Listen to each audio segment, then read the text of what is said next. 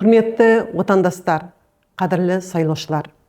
Бүгін еліміздің саяси өміріндегі тарихи оқиға.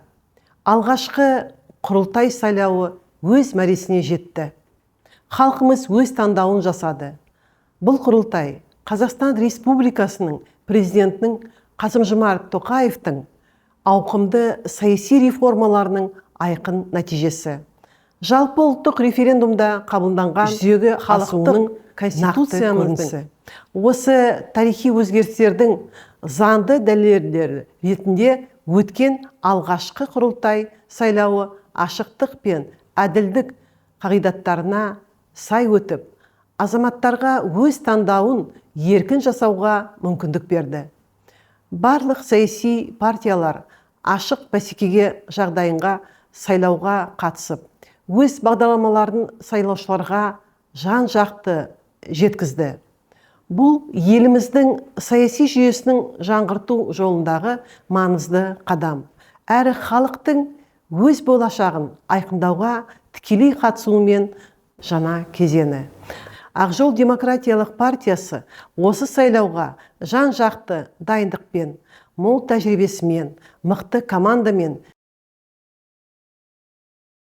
жаңашыл идеялармен қатысты. Бүгінгі нәтиже біз үшін жай ғана пайыздық көрсеткіш емес. Оның артында Ақ Жол сенім артқан, мыңдаған азаматтың үміті мен арманы, елдің болашағына деген дауыс берген әрбір қазақстандық аманатын орындауға бар күш-жігерін саламыз. Сайлаушылардың сенімін ақтау басты міндетіміз. Ақ Жол демократиялық партиясы елдің әрбір азаматының үнін естіп, еңбегін бағалап, кәсібі дамып, отбасы мен балаларының болашағы берік болу үшін бар күш-жігерін жұмсайды.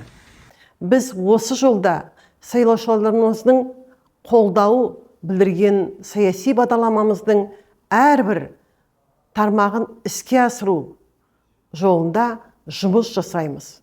Алдымызда үлкен міндеттер тұр. Еліміздің экономикасын күшейту, отандық өндірісті дамыту, кәсіпкерлікті қолдау,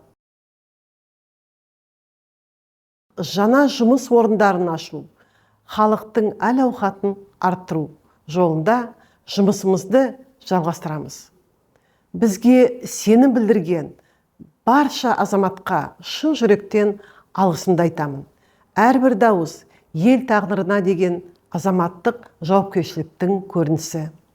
Бірлігіміз бекен, мақсатымыз айқын болсын.